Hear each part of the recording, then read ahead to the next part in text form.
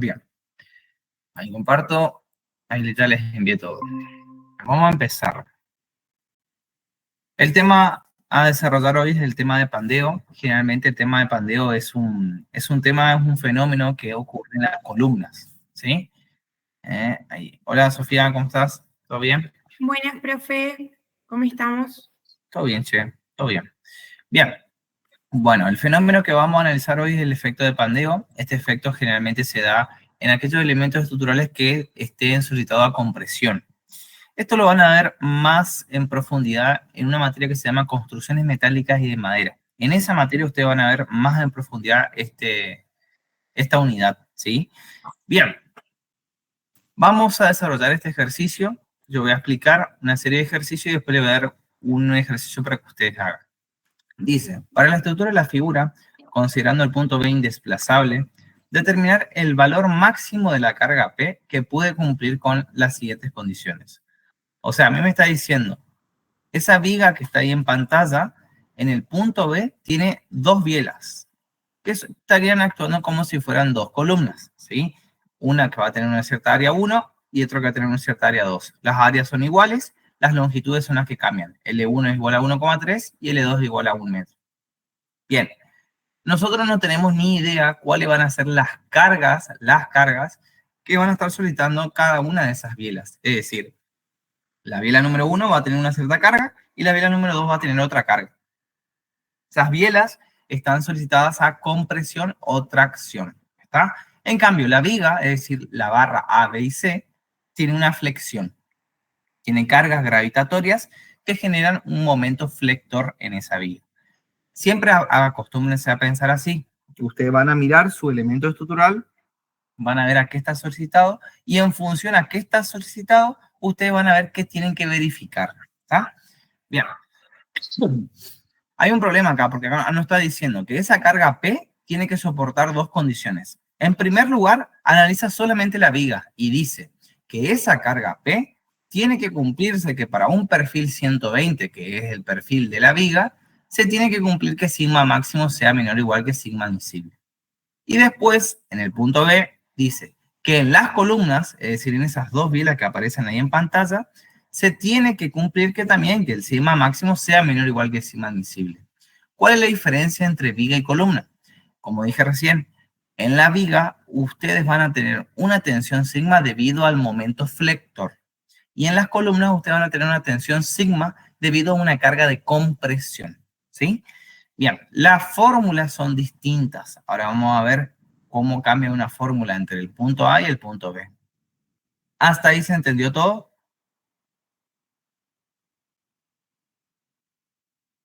Sí, profe, creo que sí. Bien.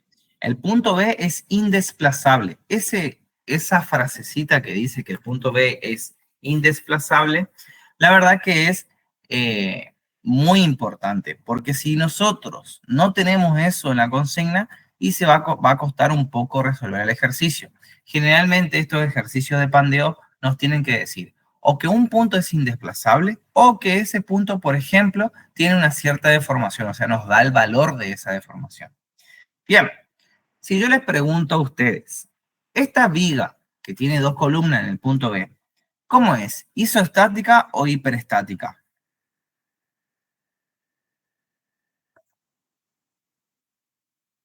O sea, dice ahí la respuesta.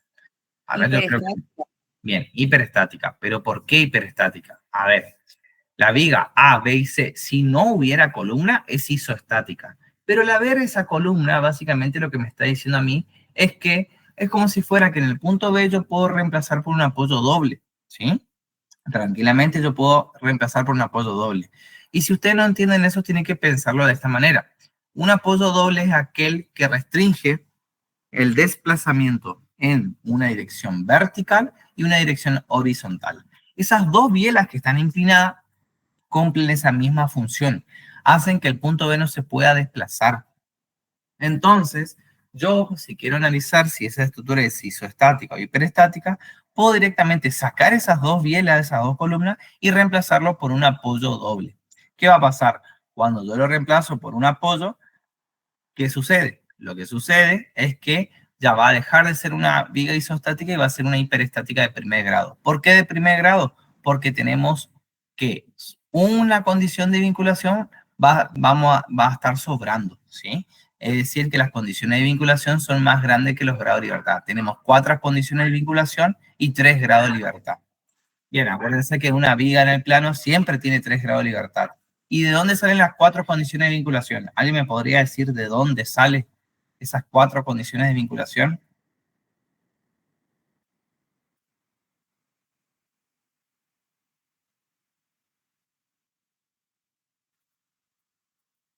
Bien, en el apoyo A ustedes tienen 2 condiciones de vinculación, porque un apoyo doble. Condiciones de vinculación quiere decir que está restringiendo el desplazamiento en 2 direcciones, ¿sí? Por lo tanto, tiene 2 reacciones. Y el apoyo C restringe una condición de vinculación. Entonces, 2 más 1 tenemos 3 y nos está sobrando una. ¿Por qué en el punto B solamente aparece una sola condición de vinculación? ¿Por qué? ¿Por qué en el punto B aparece una sola condición de vinculación? Bueno, básicamente es porque justamente las cargas son verticales, no hay carga horizontal. Entonces, por eso es hiperestático de primer grado. Eso es estabilidad 1, así que no me voy a meter. Pero básicamente lo único que nosotros hacemos es sacamos las 2 columnas. Una vez que nosotros sacamos esas 2 columnas, vamos a poner un apoyo doble. Entonces, cuando tenemos un apoyo doble, vamos a ver que esto tiene 3 grados de libertad y esta barra tiene 3 grados de libertad. Y las condiciones de vinculación van a ser 2 acá y 1 acá. Entonces, grado de libertad igual a 5. Esto se dio en estabilidad 1, ¿eh? Grado de libertad igual a 6. Y condiciones de vinculación igual a 5. Entonces, 6 menos 5 me dice que mi grado de peristático es igual a 1. ¿Sí? Bien. Ahora, una vez que nosotros ya sabemos que tenemos una viga hiperestática, ustedes se acuerdan que en el capítulo 8 había un método para calcular las deformaciones que yo siempre les decía. Este método también sirve para resolver cuando tengamos una viga hiperestática. ¿Por qué? Porque nosotros sabemos que el punto B, ¿cómo era? Indesplazable. Entonces, si nosotros ponemos de manifiesto la carga que actúa sobre el punto B, que por ejemplo sería esta carga que está ahí, esa carga la vamos a denominar RB, que es la reacción del apoyo en el punto B. Ese apoyo apareció porque básicamente sacamos las 2 columnas. Bien, esa reacción RB nosotros no tenemos ni idea de su valor. Es decir, no podemos sacar porque es una estructura hiperestática. Pero lo que sí podemos decir es que podemos aplicar la tabla elástica, que era uno de los métodos de la unidad 8, para decir lo siguiente. Básicamente, la tabla elástica a mí me decía que yo podía aplicar una superposición de efectos. ¿Qué superposición de efectos yo tendría en la viga AC? Y bueno, en la viga AC yo tendría 2 cargas, la carga P y la carga RB. Entonces yo puedo decir, el desplazamiento generado por el estado de cargas 1, es decir, por la carga P, en el punto B se va a generar un cierto desplazamiento. ¿Lo puedo calcular a ese desplazamiento? Sí, lo puedo calcular. ¿Cómo lo puedo calcular? Con la tabla elástica. Ahora, ese desplazamiento en el punto B se tiene que contrarrestar con el estado de carga 2, que básicamente el estado de carga 2 es RB. Entonces, ese RB me va a generar un cierto desplazamiento en el punto B. Bueno, yo sé, por lo que dice la consigna, que el punto B es indesplazable. Es decir, que todas las deformaciones se equilibran entre sí. Por lo tanto, aparece la primera ecuación de deformación, que esta ecuación de deformación, ¿para qué va a servir? Para sacar el valor de RB, ¿sí? Porque si yo no tengo ese valor de RB, la cosa sería así. Si yo no tengo ese valor de RB, estas columnas yo no las puedo agarrar y verificar, ¿sí? No puedo verificarlas porque no sé cómo están solicitadas. Entonces, sí o sí, yo primero tengo que sacar cuál es la carga que solicita a esas barras. Bien, entonces, sin el valor de RB, sin ese valor de reacción, yo no puedo ver el efecto de pandeo en la columna 1 y en la columna 2. Bien, esta es la primera ecuación de deformación que dice que la deformación en el punto B debido al estado de cargas 1 más la deformación en el punto B debido al estado de cargas 2 tiene que ser igual a 0, porque es un punto indesplazable. Si la consigna no decía eso, yo no podía igualar a 0. Ahora, si la consigna me dice, el punto B se sabe que tiene una deformación de tanto, Entonces ustedes en vez de igualar a 0, ponen el valor de la deformación que les dice la consigna. Ahora, ¿dónde aparece la incógnita RB? Porque, a ver, la carga P, ¿ustedes la tienen o no la tienen? No, la tienen que sacar justamente. Esa carga P tampoco la tienen. Es lo que tienen que sacar. RB tampoco tienen. Pero con esta ecuación que dice que la deformación en un punto B debido al estado de cargas 1 más la deformación en el punto B debido al estado de cargas 2 igual a 0, esa ecuación a usted le permite relacionar RB con la carga P. ¿Por qué? Porque cuando ustedes calculen esta deformación en el punto B debido a la carga P, van a sacar una formulita que diga delta B va a estar en función de ¿quién? De la carga P. ¿Sí? Va a estar en función de la carga P. Ahora, cuando ustedes hagan la deformación, el delta B en el punto B, ¿no es cierto? Debido al estado de cargas 2, ¿qué van a obtener? Una ecuación que diga en función de RB. Ahora, ¿cuál es la que mezcla ambas deformaciones? La que dijimos de recién, que la deformación en uno más la deformación en el otro tiene que ser igual a 0. Entonces, gracias a esa ecuación de deformación, ustedes pueden poner P en función de RB, porque delta B1 está en función de P y porque delta B2 está en función de RB. ¿Se entendió hasta ahí? ¿Puedo seguir avanzando? Bien. ¿Por qué es muy importante poner una carga en función de la otra? Porque justamente lo que nosotros queremos hacer es sacar el valor de P. Entonces, vamos a seguir desarrollando.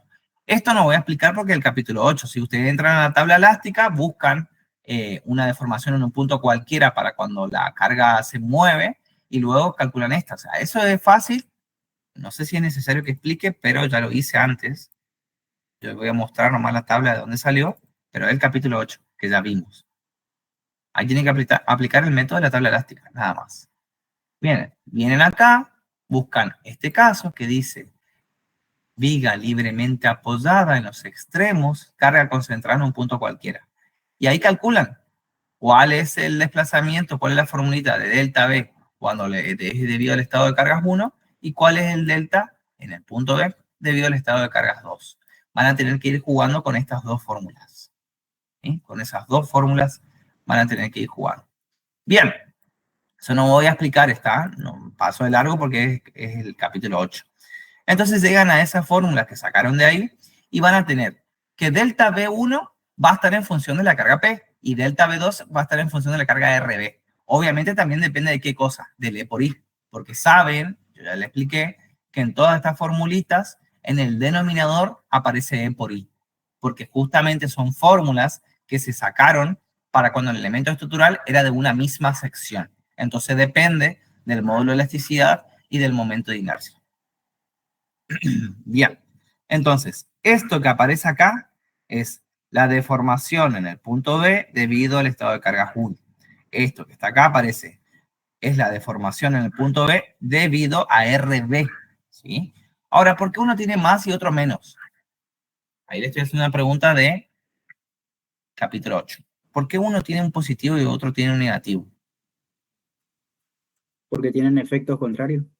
Exactamente. El que va a tener positivo es el debido al estado de cargas 1, porque la flecha está dibujada hacia abajo, ¿sí? Y el que va a tener un negativo va a ser la deformación debido al estado de cargas 2, porque la flecha va hacia arriba, ¿está? Y eso es una convención de signo.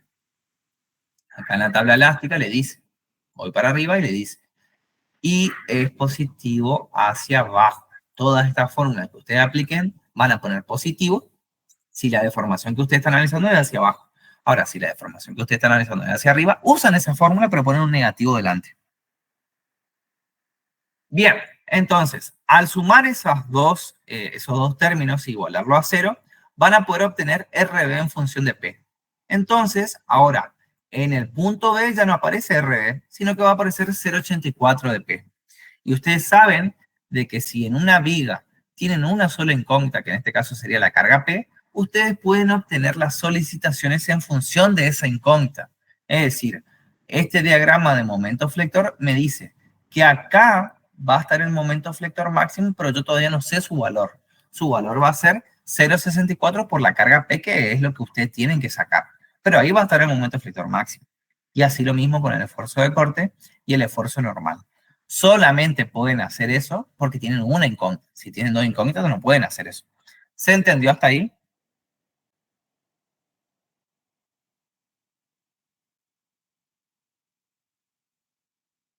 ¿Sí? Nosotros lo que hacemos acá es el punto B, ese punto B, habían dos columnas. Sacamos esas dos columnas y pusimos un vínculo. Al poner un vínculo aparece una reacción, que es la reacción RB. En el ejercicio no te da ni como dato ni P ni RB. Entonces, la única manera de resolver esta vía hiperestática es aplicar la superposición de efectos. Con esa superposición de efectos, que es la tabla elástica, lo único que pudiste sacar es que RB está en función de P. Es decir, donde estaba RB no vas a poner RB, sino que va a poner 0,84 de P. Entonces, una vez que hiciste eso, haces un diagrama de cuerpo libre, que es el que estás viendo acá en pantalla, donde en el punto B ya está el valor de RB en función de P. Ahora, con ese diagrama de cuerpo libre vos podés obtener un MQN. Ese MQN no va a tener su valor exacto, porque todavía no sacaste P, pero ya tenés una idea de cómo es el diagrama. Por lo tanto, el momento flector máximo, ¿cuánto va a ser si vos ves ese diagrama? Bueno, va a ser 0,64 de P, ¿sí? Del valor de P que vos saques. ¿Hasta ahí se entendió? Bien, perfecto. Entonces, una vez que nosotros ya sacamos las solicitaciones, es decir, transformamos esa viga hiperestática en una viga isostática porque ya tenemos su valorcito, lo que vamos a hacer es dimensionar. O sea, vamos a dimensionar a flexión y vamos a dimensionar a compresión. ¿Sí? Espérenme un ratito que le abro a mi perro.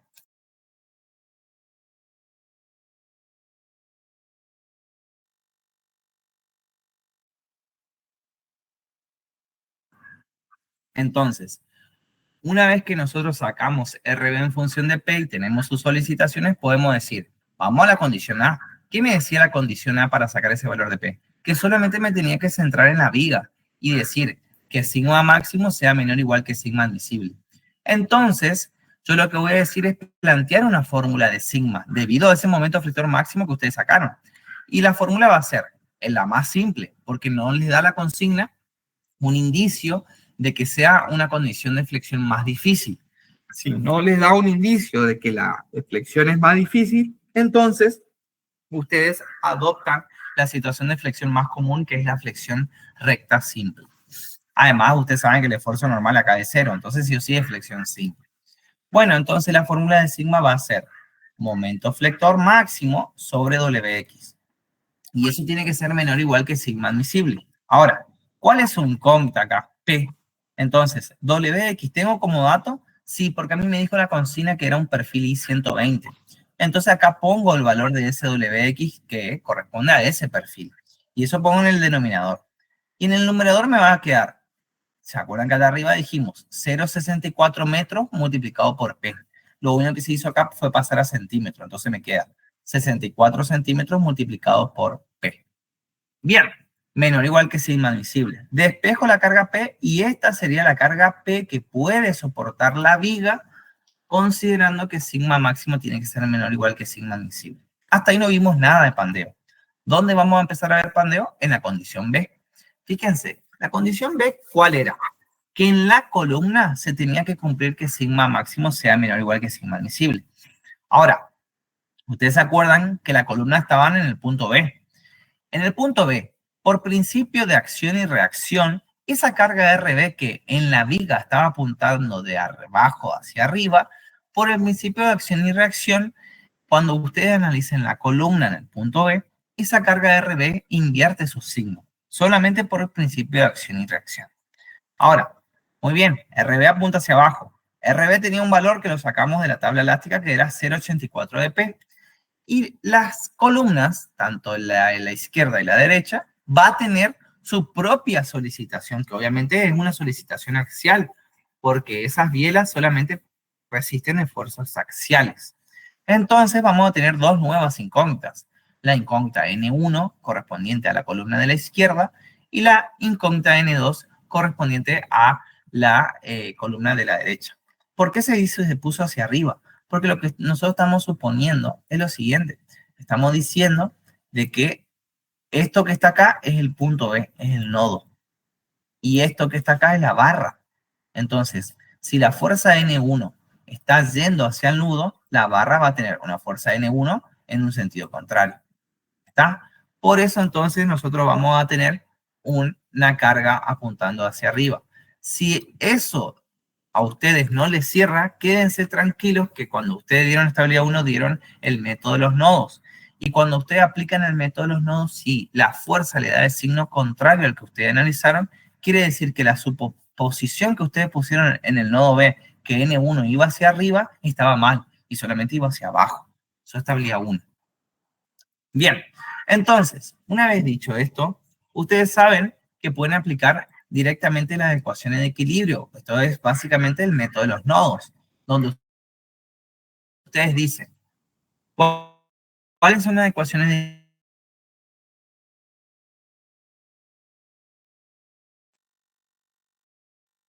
equilibrio que ustedes pueden aplicar? Sumatoria de fuerza en X, sumatoria de fuerza en Y, sumatoria de momento.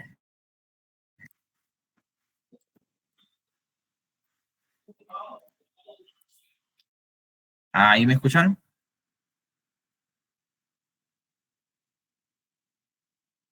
Sí, profe, ahí lo último, sí. Bien, perfecto. Yo lo único que dije ahí es que ustedes en el método de los nodos tienen que aplicar las ecuaciones de equilibrio. Eso es lo que habíamos dado en estabilidad 1. Pero ¿para qué vamos a aplicar una ecuación acá? Porque el único objetivo acá es poner N1 en función de P y N2 en función de P. ¿Por qué? ¿Por qué? Ustedes me tienen que preguntar por qué. Porque básicamente ustedes van a aplicar una fórmula de sigma debido al esfuerzo de compresión N1, donde tiene que ser menor o igual que sigma admisible. Y si ese N1 está en función de P, bueno, van a sacar el valor de la carga P que va a soportar esa columna. Entonces, repito, ¿por qué nosotros acá tenemos que poner N1 y N2 en función de P? Uno es porque P nos está pidiendo, P nos pide el ejercicio.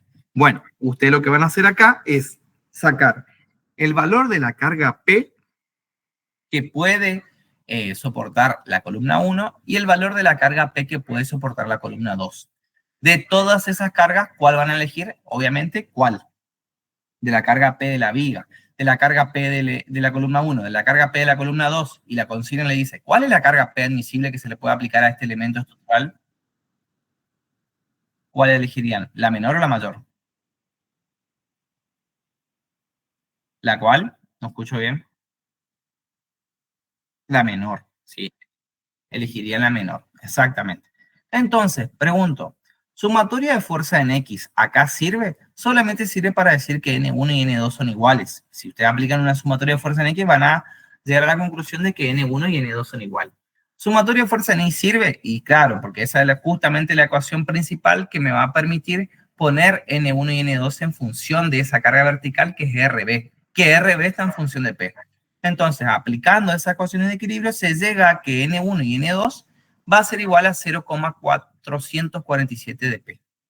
Bien, con esa carga de N1 y N2, ahí recién vamos a analizar cuál es el efecto de pandeo que me genera la carga de compresión sobre cada una de las columnas. Bien, ¿cómo se hace pandeo? ¿Cómo se analiza el efecto de pandeo para las columnas? Lo primero que tenemos que hacer es lo siguiente, es saber la fórmula de sigma. Entonces, la fórmula de sigma para columnas que tengan esfuerzo de compresión y que estén solicitados a ese fenómeno de pandeo, va a ser la siguiente. Sigma igual a omega multiplicado por P sobre área. Ese omega que está ahí sale de hacer muchos ensayos en probetas que están solicitadas a compresión. Entonces, dependiendo del tipo de acero y de la esbeltez que tenga esa columna, ahora vamos a hablar sobre qué es una esbeltez. Dependiendo de, justamente como dije, el tipo de acero y la esbeltez que tenga esa columna, van a entrar a una tabla y le va a dar el valor de ese omega. Bueno, una vez que tienen omega, la carga P, ¿cuál sería la columna 1? N1, ¿sí? Y N1 que es igual, y es igual a 0,447 multiplicado por P. Y área es el área de esa columna. Y esto tiene que ser menor o igual que la tensión sigma admisible. Evidentemente, al aplicar el sigma 1, es decir, la tensión sigma para la columna 1, la única incógnita va a ser el valor de N1. Entonces ustedes lo que hacen es despejan el valor de N1 y N1 está en función de P, entonces despejan el valor de P. De esta formulita ustedes van a sacar el valor de P1 entonces, que es el valor de la carga P de la consigna para la cual la columna 1 puede llegar a soportar. Bien, hasta ahí todo muy lindo. Ahora vamos a explicar en detalle cómo se saca el valor de omega. El valor de omega, como dije, depende de dos cosas, del tipo de acero y de la esbeltez. Ustedes van a entrar a esta tabla, donde esta tabla a mí me dice coeficiente omega a 0ST37, coeficiente omega a 0ST52. Dependiendo de la consigna, a usted le va a decir cuál es el material de acero que se está utilizando. Esto de ST37 y ST52, básicamente lo único que está diferenciando entre uno y el otro es cuál es la tensión de fluencia del acero que ustedes van a construir. Siempre es dato, ¿está? Siempre es dato. Entonces, en esta consigna, el valor del acero, ¿cuál era? El valor del acero era A0ST37. Eso lo van a utilizar para saber qué tabla de omega van a utilizar. Ahora el problema es sacar la esbeltez. La esbeltez, para que entiendan, básicamente es la relación entre la luz de pandeo y el radio de giro. La luz de pandeo. ¿Por qué existe esa luz de pandeo? ¿Alguien puede dar una definición de qué es una luz de pandeo?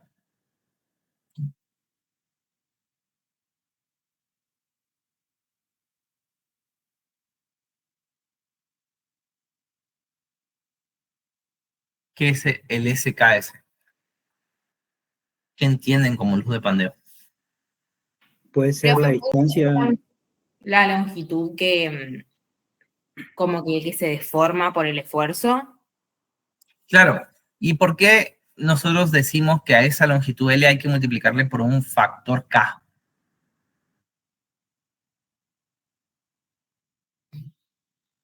Ahí esa no sé. Por una constante K.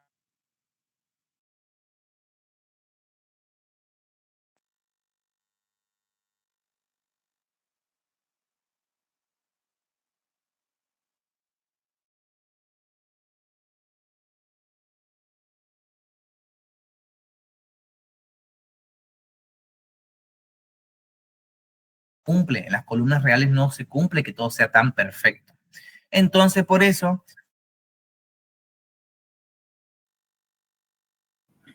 profe, se cortan.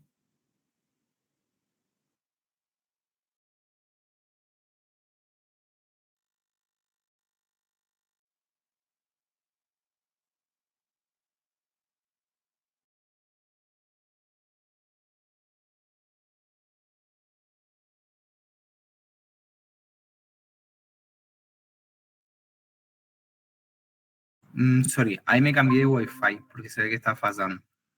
Bien.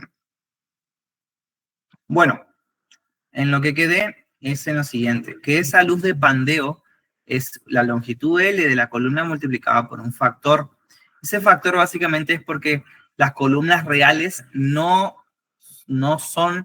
tienen las hipótesis simplificativas que impone la teoría crítica de Euler cuando analiza el efecto de pandeo para ciertas columnas. Aparecen unas ciertas hipótesis simplificativas que se tienen que cumplir. Bueno, esta luz de pandeo básicamente tiene en cuenta eso. Bien, perfecto. Ese coeficiente alfa, ¿de qué depende? Porque para sacar esa luz de pandeo yo tengo que decir la longitud de la columna multiplicado por una constante. Esa constante alfa, ¿de dónde se saca y de qué depende? Se saca de la tabla de pandeo, donde yo voy a entrar a esta tabla de pandeo y a mí me va a decir que dependiendo de cómo está vinculada esa columna, alfa va variando. Fíjense que cuando, por ejemplo, cuando más perjudicial tiene su deformación, como por ejemplo ustedes están viendo acá, que es una viga empotrada libre, el alfa es más grande. Si el alfa es más grande, quiere decir que la luz de pandeo es mayor, ¿sí? Por lo tanto, va a ser más perjudicial el efecto de pandeo. En este caso, en este ejercicio, a ustedes siempre le van a dar cómo está vinculada esa columna.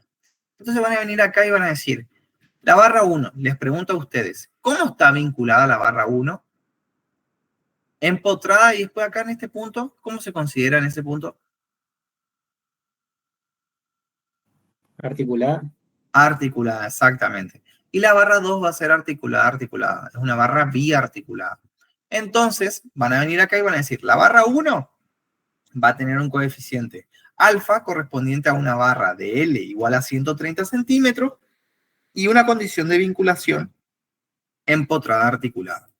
Entonces vengo acá, empotrada articulada, y me dice que el valor de alfa es 0,7. Bien. Pongo el valor de alfa y multiplico por L. Eso me da SK, que es la luz de pandeo. ¿Dónde utilizo esa luz de pandeo? En la esbeltez.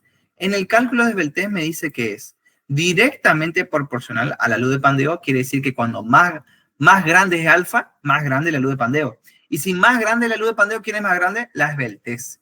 Cuando más esbelta es una columna, más susceptible de sufrir pandeo es. ¿Está? Bien. Ahora, en el denominador, ¿qué se pone? Radio de giro. El radio de giro es una propiedad geométrica que nosotros ya vimos que se calcula como la raíz cuadrada de la inercia sobre el área. Entonces, ¿cuál va a ser la inercia de esta columna? Bueno, tengo que ver su geometría, porque acuérdense que la inercia me da una idea de la forma. Y acá me dice que el área es 20 por 20. Entonces, básicamente, es un cuadrado. Me está diciendo que esas bielas, esas columnas, son cuadradas. Entonces, voy a venir acá abajo y voy a aplicar la inercia de un cuadrado. Entonces, ¿cómo es la inercia de un cuadrado? Díganme ustedes.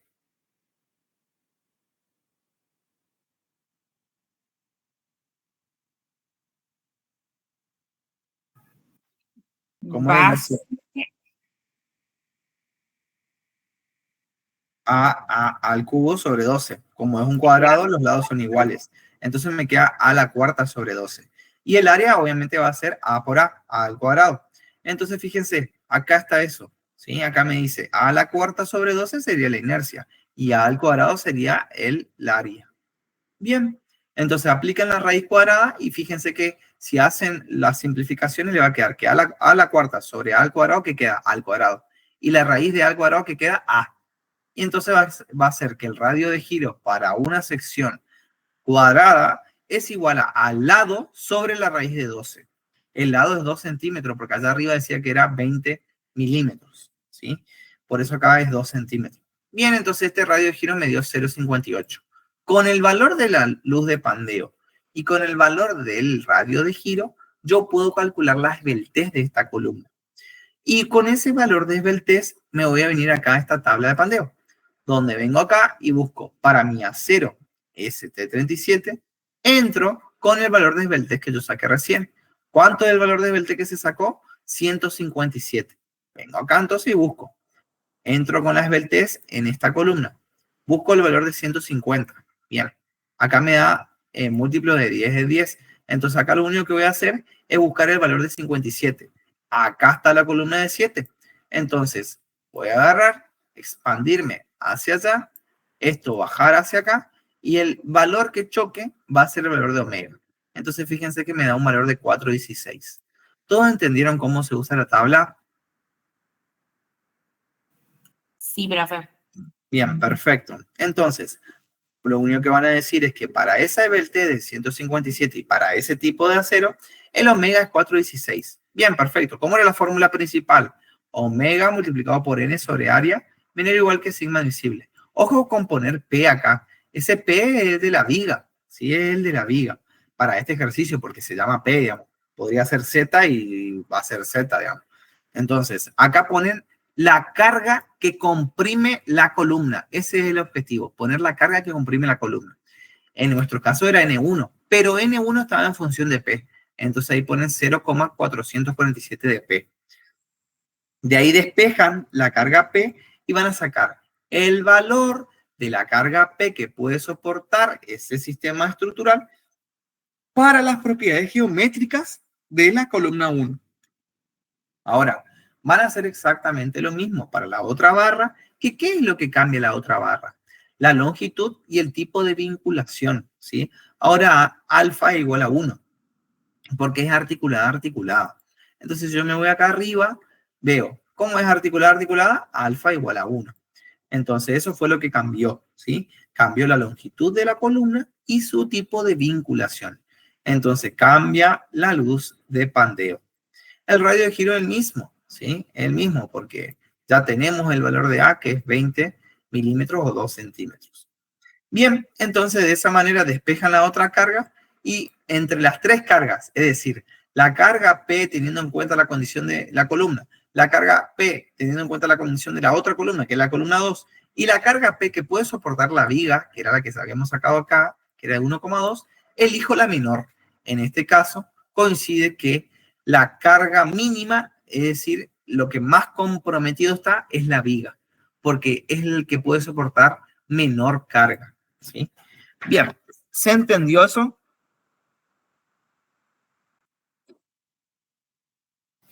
Sí, Sí, profe. profe.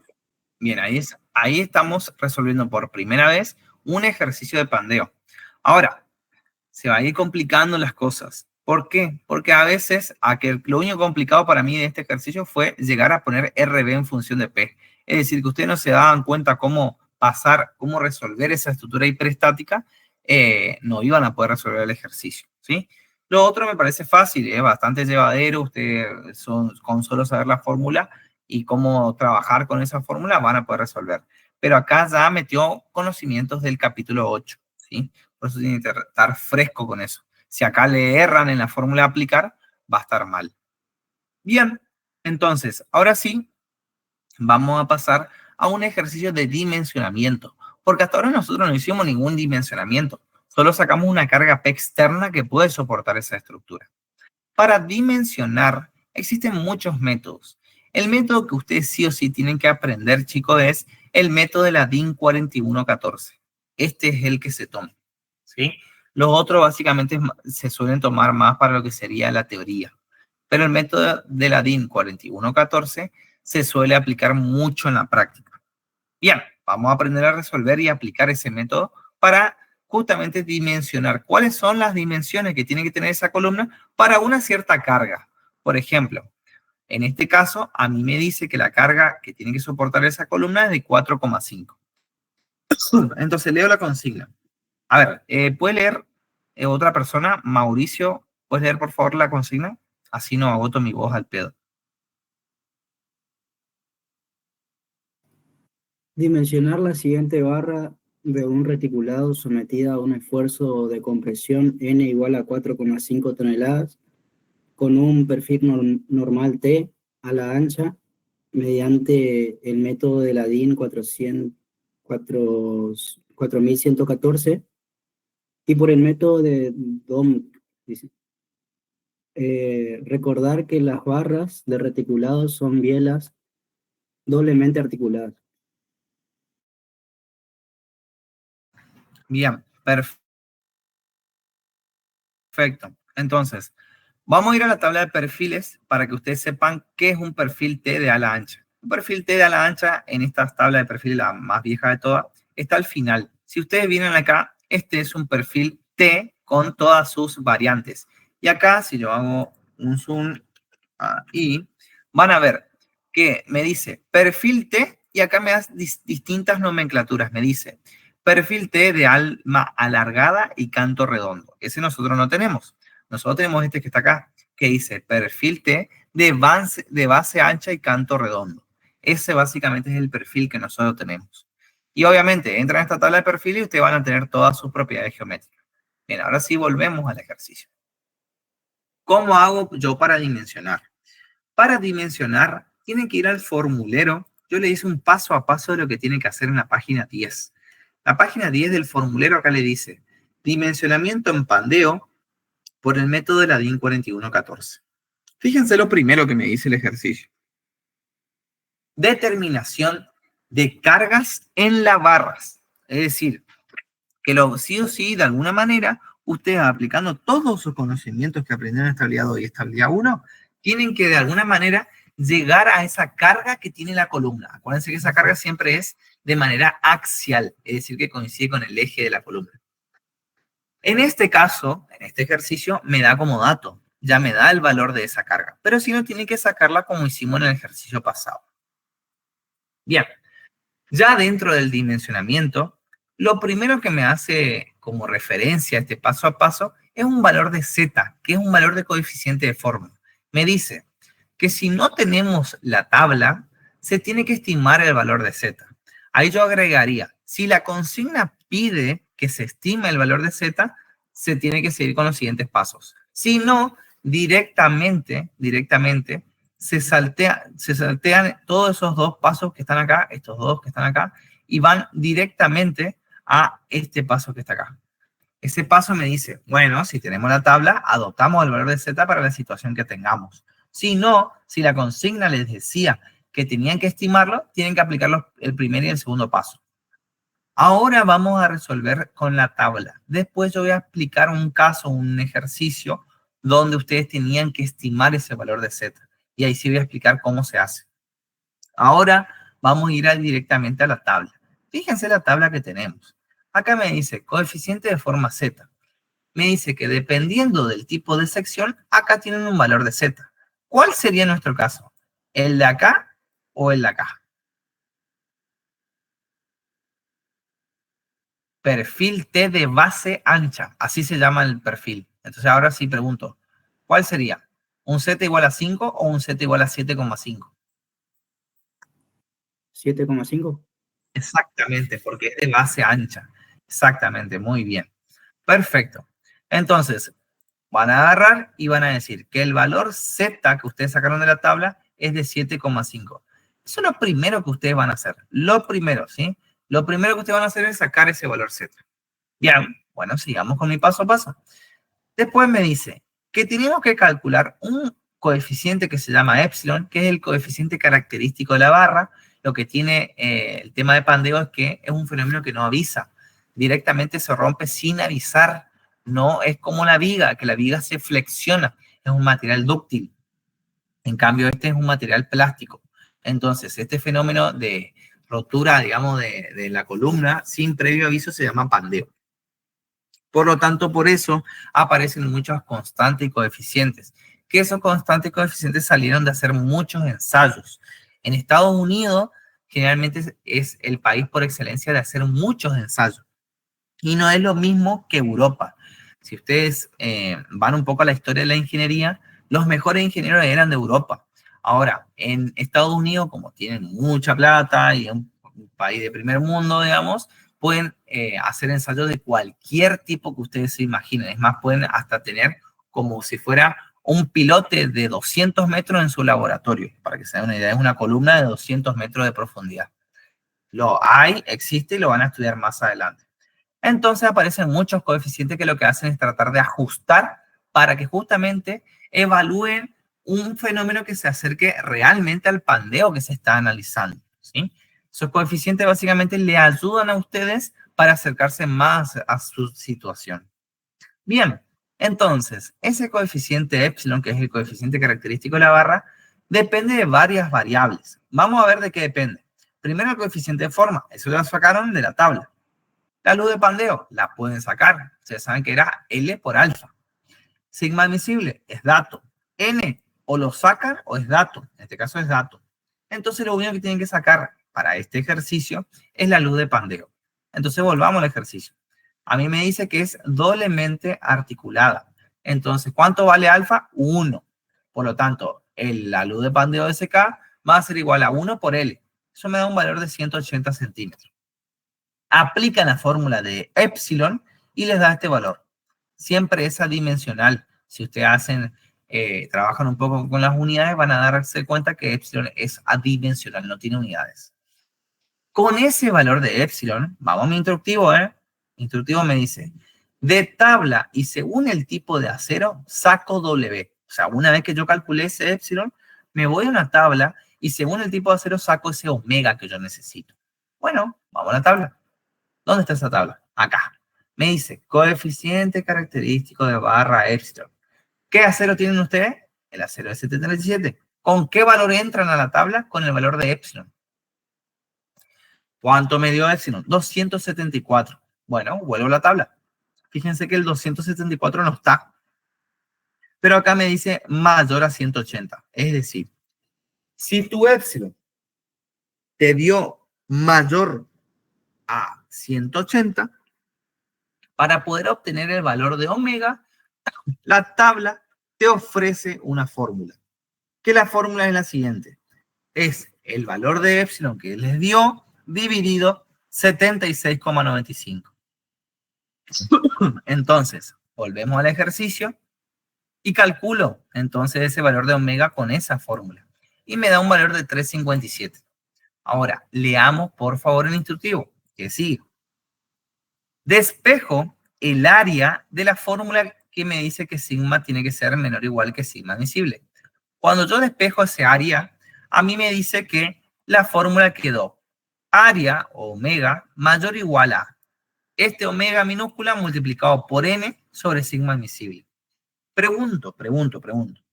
¿Qué pasa si nosotros tenemos dos perfiles? Es decir, vengo acá arriba y tengo un perfil que es así.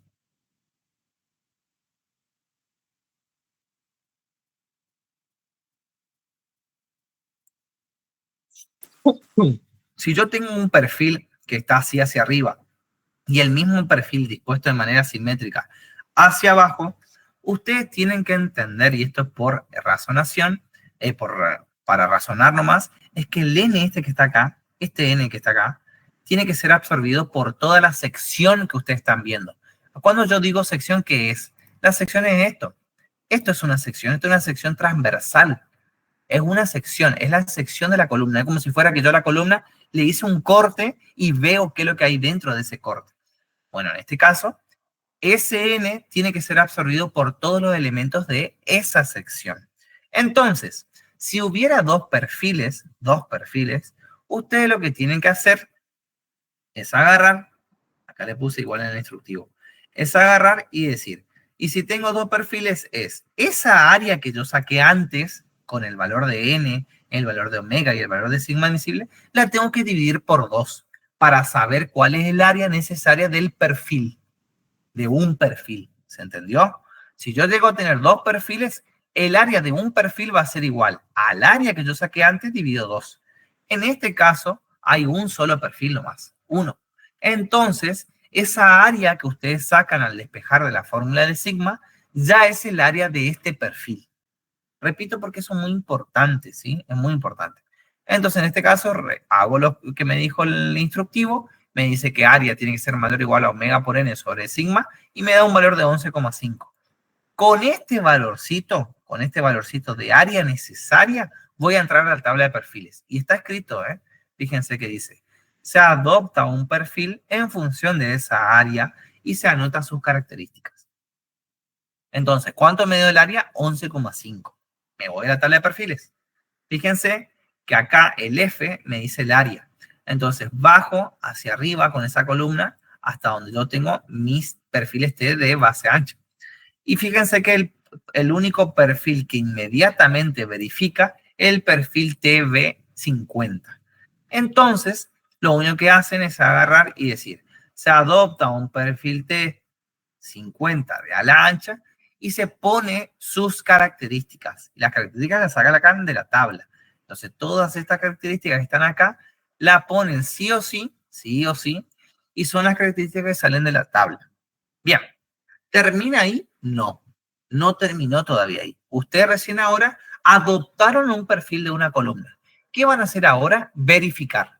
Entonces, todo lo que sigue de acá para abajo es verificación. Entonces, fíjense lo que me dice el siguiente paso. Calculo las inercias. Cuidado con Steiner.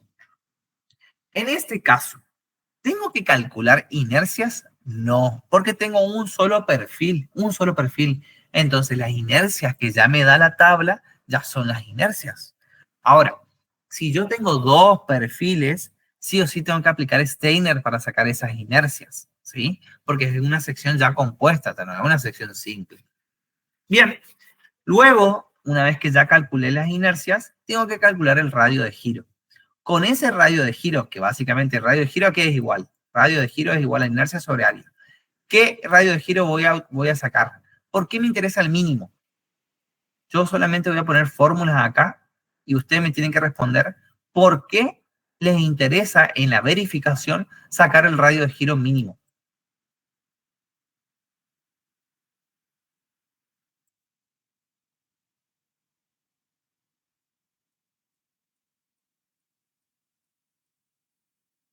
No voy a responder yo.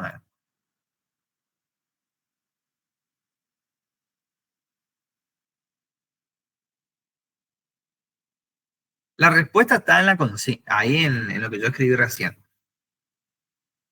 ¿Por qué me interesa obtener el radio de giro mínimo? Para la verificación.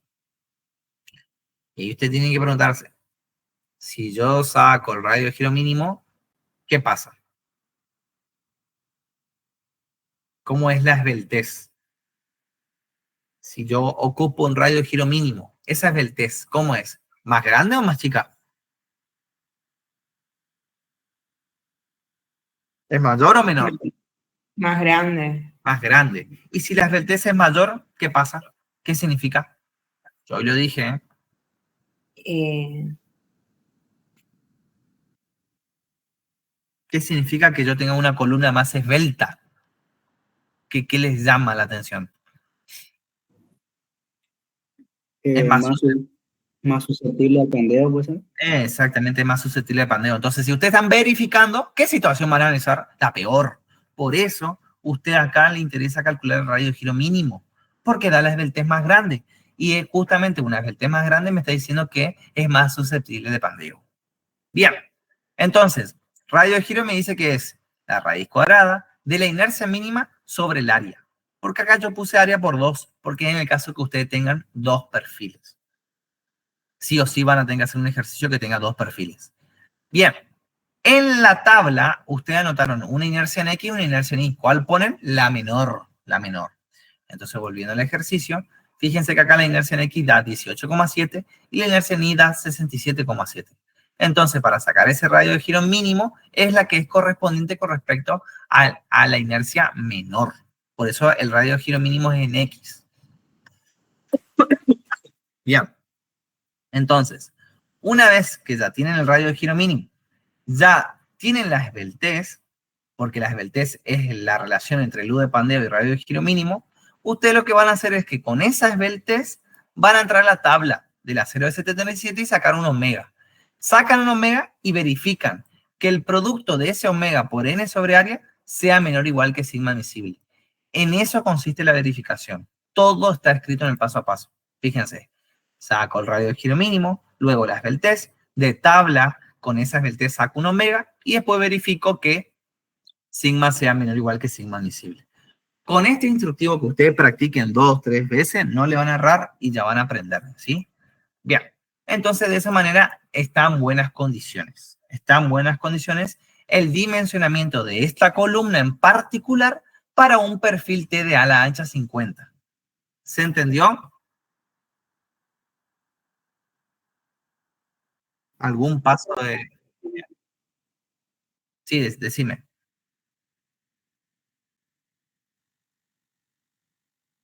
Sí, sí. Generalmente siempre cuando vos hagas una columna, los dos perfiles van a tener la misma longitud, ¿sí? En el caso de que no tengan la misma longitud, que es muy raro, porque eso básicamente, no te quiero meter otros conceptos, pero cuando vos pones un perfil, en una columna pones dos perfiles que tengan distinta longitud, es porque básicamente uno cumple una función estructural y otro cumple solamente una función de unión entre esos perfiles o entre una viga que apoya sobre esa columna. No quiero irte más, pero esa es la única función. En el caso de que tengas dos perfiles en una columna con distintas longitudes, usas evidentemente la mayor, porque es la que está en peores condiciones. ¿Sí? ¿Se entendió? Pero sí, sí, sí. Pero muy raro lo que vos estás planteando. ¿Sí? Es algo que recién das en quinto año, que se llama construcciones metálicas grandes, que es cuando vos, por ejemplo, querés poner un entrepiso de metal apoyado sobre una columna. ¿sí? Nada más que eso. Bien, bueno, entonces, ahora sí, ¿alguna otra duda? Bueno, pasamos a este ejercicio. Este ejercicio lo van a tener que hacer. Yo voy a hablar un poquito, nada más, voy para que básicamente no estén, em, básicamente que puedan tener una idea básica para resolverlo, pero con todo lo que ya vimos, tienen que poderlo hacerlo rápido. Lo único que quiero que sepan es que la incógnita puede variar, pero la forma en que ustedes plantean tanto su verificación como el dimensionamiento nunca varía. Lo que le piden puede llegar a variar, ¿sí? Nada más. Antes nos pedían la carga P, pero tranquilamente nos podían pedir la carga L, el parámetro L como está pidiendo acá. Entonces vamos a leer la consigna. Me dice, para una barra de sección circular hueca, determinar el valor de la carga de compresión admisible, teniendo en cuenta la estabilidad del sistema. Bueno, acá me pide la carga P, ¿sí? Tranquilamente me podía haber dado como dato la carga P y podía ser como incógnita el L. Tranquilamente, ¿eh? Bien, entonces, ¿cómo van a resolver este ejercicio? Ustedes saben que lo que tienen que resolver es que sigma máximo sea menor o igual que sigma admisible. Entonces, ¿a qué es igual sigma máximo en pandeo? Omega por P dividido área. Bueno, para sacar omega, ¿qué se necesita según lo que ya vimos?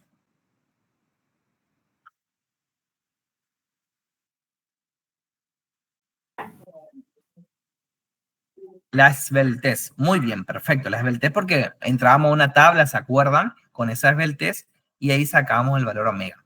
Bien. La esbeltez, ¿cómo se saca? ¿Con qué fórmula? ¿Cómo sacábamos la esbeltez?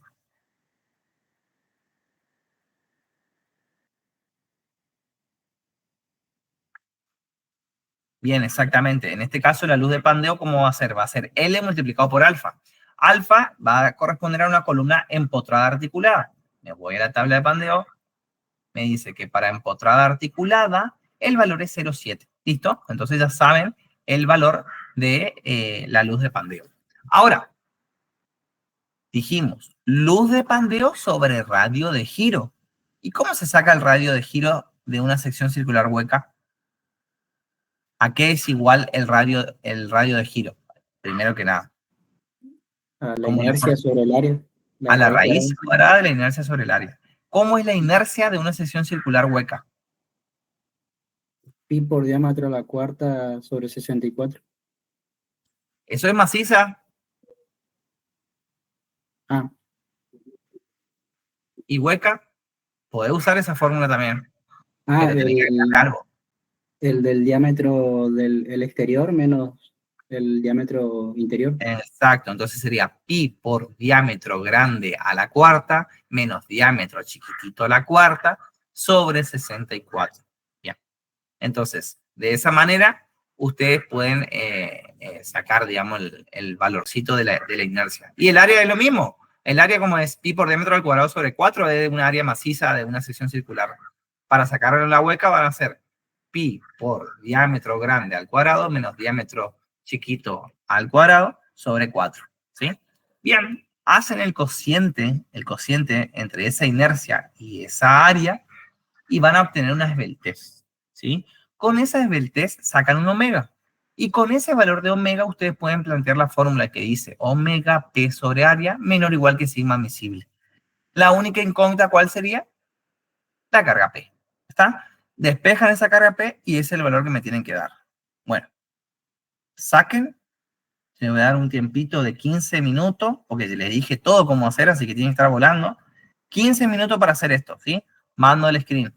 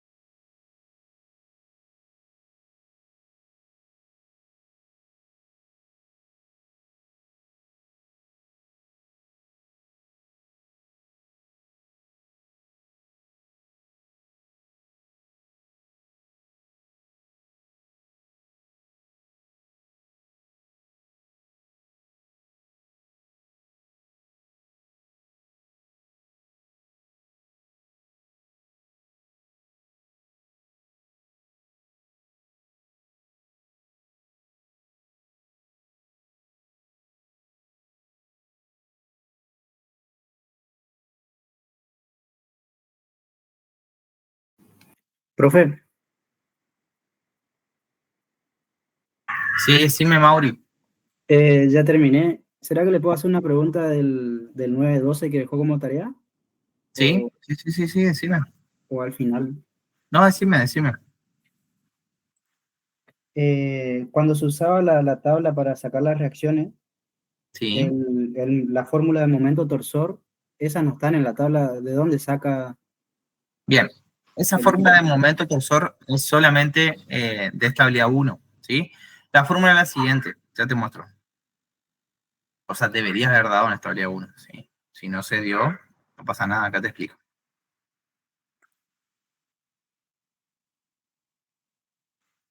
Déjame que ya abro. Es fácil, ¿eh? Y es siempre la misma fórmula. Es la misma cuando vos también haces esfuerzo normal.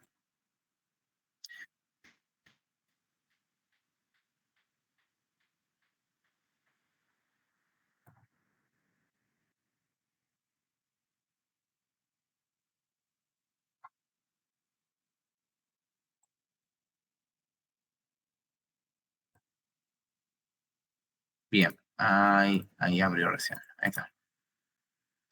Bueno, es la misma para esfuerzo normal. Repito, porque si te llega a tocar eso, también la puedes aplicar, ¿sí? Cuando vos tenés esfuerzo normal en los extremos. Bien, cuando vos tenés el momento torsor, un momento torsor aplicado en un punto de esa estructura, que vos sabías que era hiperestática porque tiene empotramiento a ambos lados, obviamente la reacción va a ser de momento torsor. Bueno, para poder sacar el momento torsor en A, vas a multiplicar ese momento torsor por una distancia que va a ser la distancia que va desde el punto de aplicación de ese momento torsor hasta el otro extremo, que se denomina C1, ¿sí? Y después lo divides por la longitud total. Lo mismo va a ser para el otro momento torsor B. Vas a agarrar y vas a decir ese momento torsor aplicado multiplicado por la otra longitud y dividido L. ¿Estamos? Esa es la fórmula. Ah, está, sí, sí. Sí, yo le buscaba en la tabla, pero No va a estar ni en la tabla cuando vos tenés doblemente empotrado y un momento puntual, así como tampoco va a estar la de esfuerzo normal, ¿sí? Y ese esfuerzo normal recalco porque se da en estabilidad 3, ¿sí? Yo soy profe de estabilidad 3, así que ahí te vamos a dar, digamos, también ese caso, digamos, y siempre preguntan dónde, qué fórmula se saca, no hay fórmula. y es la misma fórmula para esfuerzo normal también. Es la misma fórmula, exactamente. Ah, está. Gracias. Bien, bueno, vamos a seguir. Bueno, siguiente ejercicio. Los dos ejercicios que voy a mostrar ahora son los más salidores en el parcial, ¿sí? Voy a explicar, estoy medio chaca con mi voz ya, voy a explicar el ejercicio 3 y el que sigue, ¿sí? Básicamente el ejercicio 3 dice, determinar la luz admisible, como yo les dije, fíjense que antes pedía la carga P, ahora pide la luz admisible, de la columna BC, teniendo en cuenta el efecto de pandeo, despreciar la deformación axial de la columna por el esfuerzo normal. Bien. Lo primero que tenemos que hacer siempre es sacar cuál es el esfuerzo normal de esa columna. Entonces, o sea, el esfuerzo que genera esa compresión. Entonces, ese esfuerzo, ¿cómo lo van a hacer? Así como ustedes están viendo en pantalla, esa estructura es hiperestática de primer grado. Entonces, cuando una estructura es hiperestática de primer grado, tiene que saber que se puede aplicar la tabla elástica. Si es hiperestática de segundo grado, no se puede aplicar ningún conocimiento en estabilidad 2. ¿Está? Son los conocimientos de estabilidad 3. En estabilidad 3 se dan todas las estructuras hiperestáticas de 1, 2, 3, 4, 5, 6 grados. Así que solamente hasta 1 grado de hiperestaticidad se puede resolver con el método de la tabla elástica. Entonces hacen lo mismo que el otro ejercicio. Reemplazan esa columna por un apoyo. ¿Y qué va a pasar? En ese punto B, nosotros sabemos que no hay deformación porque ahí está la columna, ¿sí? Entonces, a ver, lo único que van a hacer es una superposición de efecto y van a decir la deformación en el punto B debido a la carga P más la deformación en el punto P debido a la carga RB. Están haciendo una superposición de efectos. Y esa dos sumas de esas deformaciones va a estar igualado a 0. Evidentemente, la deformación que genere RB va a ser negativa, ¿sí? Porque hace que el punto B se deforme hacia arriba. Entonces, lo mismo de siempre. Ahora sí van a poder sacar el valor de RB. ¿Y por qué pueden sacar ya un valor de RB? Porque la carga P es dato, ¿sí? Fíjense que la carga P es 6,25 toneladas. Antes estaba en función de P, pero ahora como ya tienen el valor de P, pueden sacar el valor de RB. Entonces, con ese valor de RB pueden calcular las solicitaciones. Y este ejercicio que pedía, la luz admisible de la columna. La columna que va a estar solicitado a una carga de RB apuntando hacia abajo por el principio de acción y reacción. Entonces aplican la fórmula de siempre. ¿Cuál es la fórmula de siempre? Sigma es igual a omega por la carga P sobre el área. P es dato, ya tienen. El área, ¿pueden calcularlo? ¿Sí o no? Según lo que ustedes están mirando en pantalla. ¿Se puede calcular el área o no? Sí. Sí, exactamente, porque le da el diámetro. Entonces hacen pi por diámetro al cuadrado sobre 4 y calculan el área. Entonces, tanto P como área tienen. Lo único que estaría faltando es el omega. ¿Y el omega de qué dependía? De la esbeltez. Entonces, vamos a calcular la esbeltez. ¿La esbeltez de qué dependía? La esbeltez dependía de la luz de Pandeo y del radio de giro mínimo. Ahí está el problema, porque el radio de, la luz de Pandeo usted no la pueden calcular, porque no tienen L, ¿sí? Entonces va a ser alfa por L sobre el radio de giro mínimo.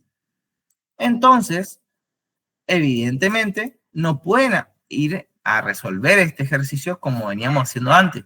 ¿Qué tienen que hacer? Y bueno, de esta fórmula de sigma igual a omega multiplicado por P sobre área, la tienen que igualar a sigma admisible.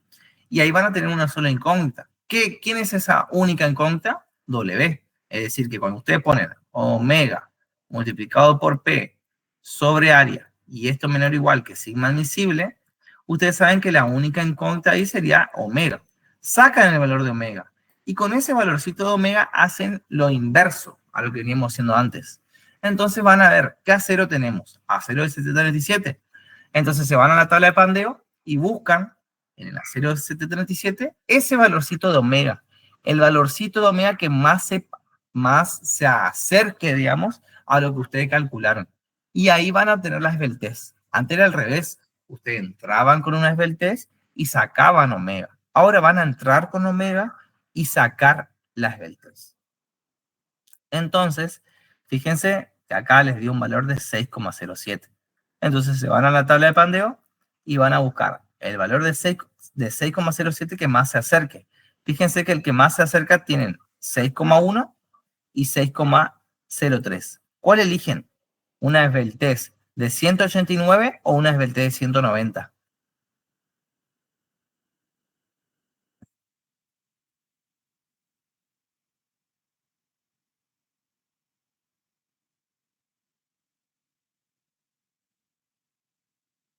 $189, exactamente. Lo ideal sería interpolar, pero en el caso de que no tengan tiempo de interpolar, elijan obviamente la esbeltez de 189, ¿sí? Pero lo ideal sería interpolar. Bien, entonces con ese valor de esbeltez, ustedes van a poner acá un valorcito. Entonces, alfa por L, ¿sí? ¿Qué Sí, pasa sí, si yo elegía el otro valor? no pasa nada, no pasa nada, no es algo que te van a objetar, porque realmente lo que tenés que hacer es interpolar, pero como no da el tiempo de efecto de la práctica, eh, no pasa nada. ¿Yo qué haría? Yo adopto la esbeltez más grande, yo, porque voy a estar del lado conservador, así me da un L más grande, nada más que eso. Es un criterio, no quiere decir que ustedes sigan el mismo criterio. Ustedes el día de mañana van a ser ingenieros y van a tener su propio criterio. Entonces, no, es que en los libros dice que hay que hacer así. A eso es lo que les quiero decir. Entonces, alfa por L sobre radio de giro mínimo va a ser igualado a un valor, que ese valor es el que ustedes adoptaron. Despejan el L y ya estamos, porque el radio de giro mínimo lo pueden sacar, porque tienen el diámetro de esa barra, ¿sí? Entonces, de ahí, de esa manera, ya pueden sacar el L y se resolvió el ejercicio. Por eso les dije que tengan cuidado, o sea, no aprendan de memoria el ejercicio. Sepan de que las variables pueden cambiar. La forma de resolver es la misma, sí, es la misma, porque se aplica la misma fórmula y el mismo razonamiento. Pero las variables pueden llegar a cambiar, nada más.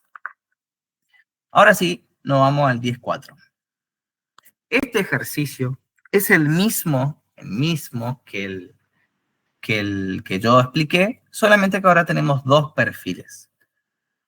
A ver, yo solamente voy a explicar cómo se estima el valor de Z y lo otro van a resolver ustedes. Yo confío en que ustedes pueden resolverlo. Solamente voy a explicar porque acá en esta consigna me dice de que hay que estimar el coeficiente Z. Entonces, fíjense, a mí me da la carga P, me dice que es de 5 toneladas y me dice que tengo dos columnas, una columna 1 y una columna 2. Y también me da esa sección transversal que dice que son dos perfiles. Entonces, ¿qué voy a sacar primero? Bueno, lo primero que voy a hacer es lo que me dice el instructivo. Determinación de cargas en las barras. Entonces, voy a aplicar el método de los nodos para poder sacar cuál es la carga T1 y cuál es la carga T2. Fíjense que para poder aplicar cualquier ecuación de equilibrio, evidentemente yo necesito el alfa y el beta. El ángulo alfa no lo tengo y el ángulo beta tampoco lo tengo, pero sí tengo su cateto opuesto y adyacente. Entonces lo primero que se hizo ahí fue sacar por trigonometría el valor de alfa y el valor de beta, que es los valores de ángulo que forman las columnas con la vertical. ¿Por qué es importante eso? Porque si no, no voy a poder poner una carga en función de la otra, porque no tengo sus ángulos. Entonces, sumatoria de fuerza en X, ¿me sirve acá? Sí, me sirve para poner T1 en función de T2. Ahora, sumatoria de fuerza en Y me sirve para poner las fuerzas que están solicitadas la columna con la fuerza externa, que es la carga P. Una vez que hago sumatoria de fuerza en X y sumatoria de fuerza en Y, se van a dar cuenta que hay que hacer un sistema de ecuaciones con dos en contra, aplican y sacan el valor de T1 y T2. ¿Sí? En eso no me meto, es álgebra. Sacan T1 y T2. Una vez que ya tienen el valor de T1 y T2, ahí recién vamos a aplicar el método de la DIN 4114, que en este caso a mí me pedía estimar. Entonces, vamos al instructivo. Me dice, si no tenemos la tabla, se estima el valor de Z. Voy a hacer un poco más de zoom. Se adopta un perfil, cualquiera, y se anota sus características. Cualquier perfil voy a adoptar. Obviamente que sea un perfil L, porque a mí me da la forma. Cuando yo digo cualquier perfil, me estoy refiriendo a cualquier medida de ese perfil. Entonces, por ejemplo, acá en este ejercicio se adoptó un perfil 100 por 10, un perfil angular 100 por 10. Bueno, una vez que yo adopté ese perfil, me dice que para calcular el Z, tengo que hacer el área sobre el radio de giro mínimo al cuadrado de ese perfil. Si hay dos perfiles, el área va a ser igual a 2 veces el área de un perfil. Entonces, se adoptó un perfil. Luego, como hay dos perfiles, calculo el área total, que va a ser 2 veces el área de un perfil. Esa área es la que voy a poner acá en el numerador. Luego hago el cociente del radio de giro mínimo. Pero acuérdense que el radio de giro mínimo tiene una fórmula, que es inercia sobre área. ¿Qué inercia voy a poner? Bueno, la mínima. Por lo tanto, voy a hacer que la inercia mínima, el radio de giro mínimo va a ser igual a la raíz cuadrada de la inercia mínima multiplicado por 2, porque son dos perfiles, dividido el área. De esa manera, calculo el Z. Fíjense, acá se hizo exactamente lo que estoy diciendo. Para un perfil, nosotros tenemos estas características. Para dos perfiles, inercia en X se mantiene como una inercia multiplicado por 2. Pregunto por qué. ¿Por qué la inercia en Y va a ser la inercia de un perfil multiplicado por 2? La inercia en Y de un perfil multiplicado por 2. Porque comparten el mismo eje. Porque el eje Y es simétrico. Exactamente, por eso es por 2. Por lo tanto, por eso justamente yo multiplico solamente por 2. Perfecto. Bien, y después hago lo mismo para inercia en Y, pero aplicando Steiner. Saco el área, que es el área multiplicado por 2, de ahí calculo mi radio de giro mínimo, como dije recién, y aplico la fórmula de Z. Fíjense que Z acá me dio 4,16. Y ahí se adopta un valor de Z en función de ese que está acá. Entonces acá, por ejemplo, se estimó que Z podría llegar a valer 4. Bueno, ahora sí yo quiero que resuelvan este ejercicio con Z igual a 4 y con los valores de T1 y T2 de este ejercicio. ¿Sí? Allá les paso. Yo me voy a quedar acá porque estoy seguro que le van a aparecer dudas, pero necesito por favor que practiquen y que se choquen contra la pared acá conmigo. Bien, allá les paso. Traten de no ver lo que está resuelto, ¿sí? Si no, no tiene sentido. Bueno, tienen que dimensionar y yo solamente le voy a dar el valor de Z, el valor de T1 y el valor de T2.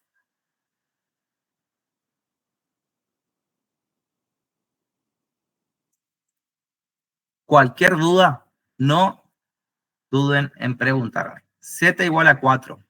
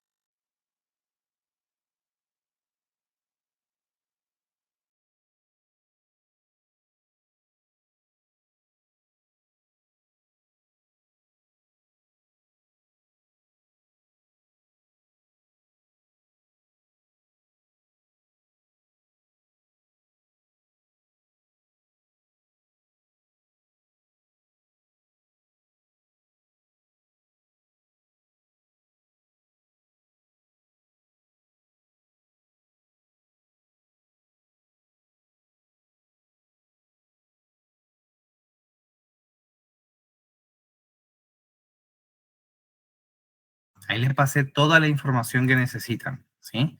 Con todo eso, ustedes tienen que poder resolver. Traten de hacerlo solos.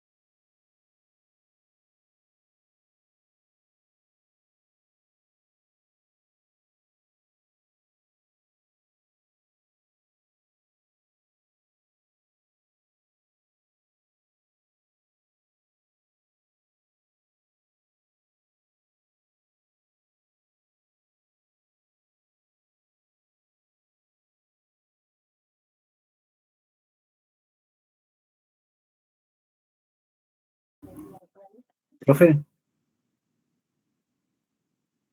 Sí, decime. acá hay que hacer lo mismo, ¿no? Sacar el W y comparar el sigma con el sigma visible. Acá tenés que seguir el método de la DIN 4114. Tenés que seguir tal cual el instructivo que yo pasé a WhatsApp. Ah, acá. Bien. Porque te pide dimensionar. Está, por eso tenés que hacer el método de dimensionamiento. En los otros no, vos tenías que sacar un L o tenías que verificar, ¿sí? Una carga P. Acá te pide dimensionar la columna.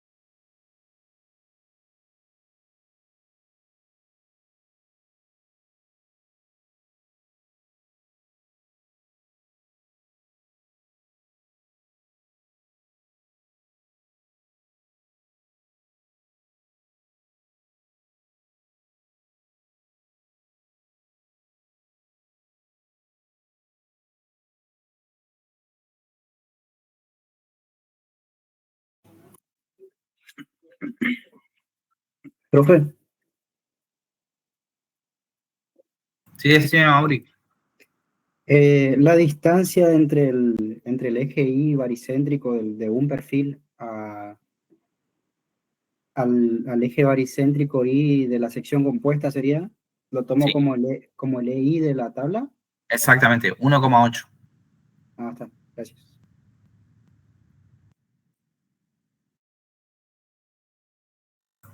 O sea, dependiendo del perfil que vos elegiste, ¿no? Obvio. Yo te dije 1,8 en el caso de que elijas un perfil de 65 por 6. Vos agarrás y ponés el EI o el EX que vos elegiste.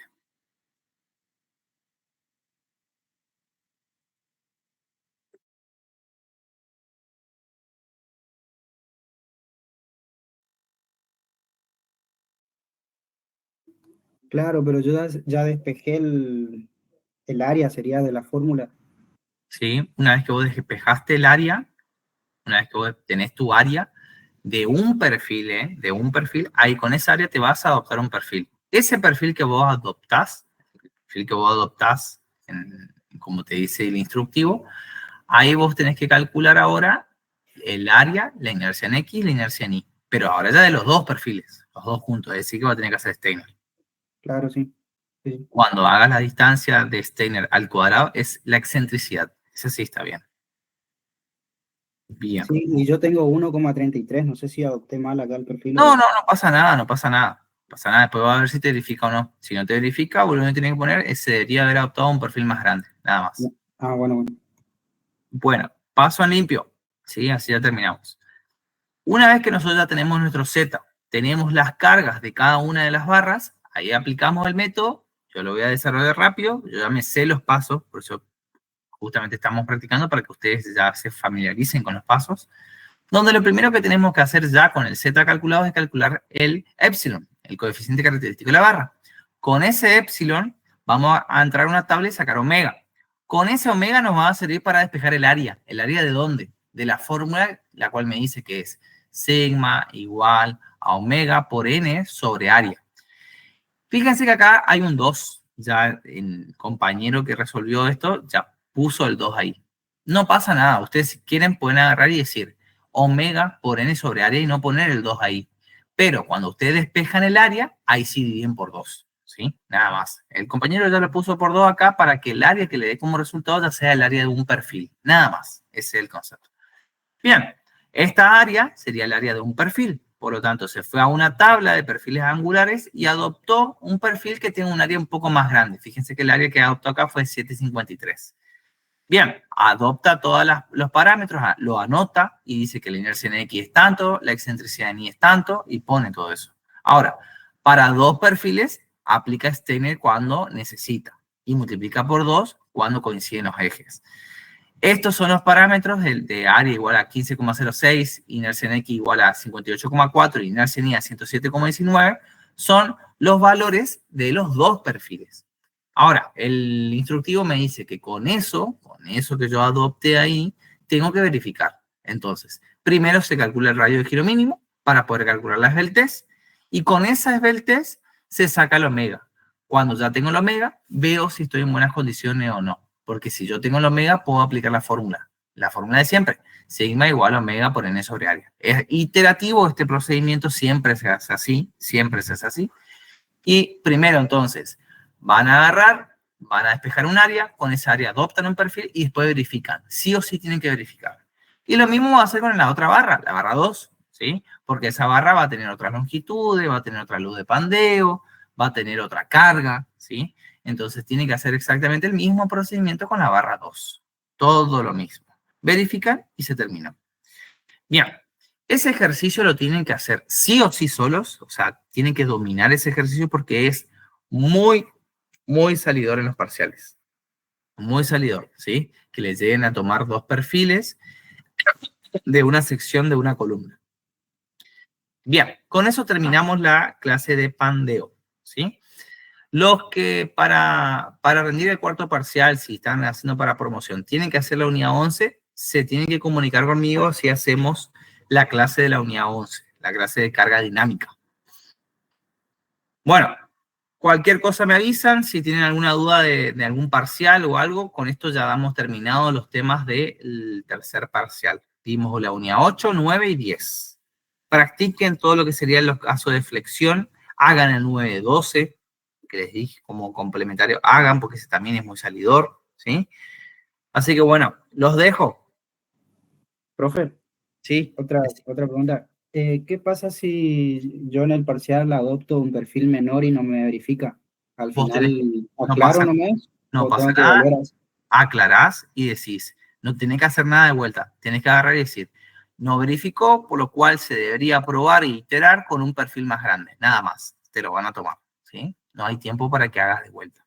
Ah, Esto es un proceso totalmente iterativo. Y en la vida real vas a tener que hacer 10 veces el cálculo, porque vas a tener que, por X razones, porque el arquitecto te cambió una longitud, por algo por el estilo, va a tener que hacer sí o sí muchas veces el cálculo. Así que es normal esto de que adopte un perfil y verifique, adopte otro perfil y verifiques. Bien, hasta que llegues siempre a la solución más óptima. ¿Alguna otra duda? No, profe. Bueno, dale, nos vemos. Cualquier cosa me avisan, así que estoy a su disposición. Nos vemos. No, profe, hasta luego, gracias.